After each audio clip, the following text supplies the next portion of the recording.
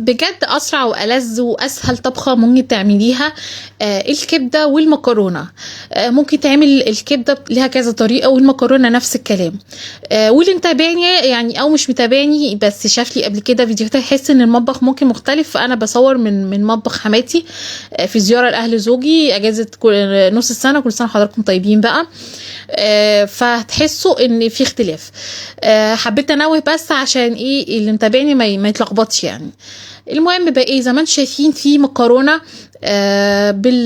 يعني في مكرونه دي نوعين، مش انتوا شايفينها كلها شبه بعض بس عشان من بعيد انا مقرب لكم هتعرفوا الفرق. والكبده نفس الكلام معموله بطريقتين. اول حاجه بالبصل، طبقين اهو بالبصل زي ما انتم شفتوا. وبعد كده بقى كبده اسكندراني اللي هي بالثوم وبالفلفل. اما الكبده بالبصل بتحط عليها بصل كتير، فلفل كتير، كل حاجه كتير كده، والتوابل بقى وكمان ايه يعني ممكن تحطوا طماطم، حاجه بسيطه جدا. طماطميه متقطعه او عصير طماطم بسيط جدا. ممكن ما تحطوش، دي محطوط عليها. لكن بتتعمل كده او كده عادي من غير طماطم او بطماطم. والمكرونه زي ما انتم شايفين في نوع فاتح شويه، هي كلها مكرونه متحمره.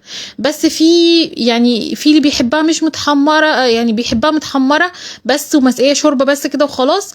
وفي بيحبها عليها شويه صلصه، ففي نوع جزء منها اتحط عليه صلصه وتوابل، وجزء تاني اتحط عليه الشوربه بس كده. وعجبكم الفيديو ما تنسوا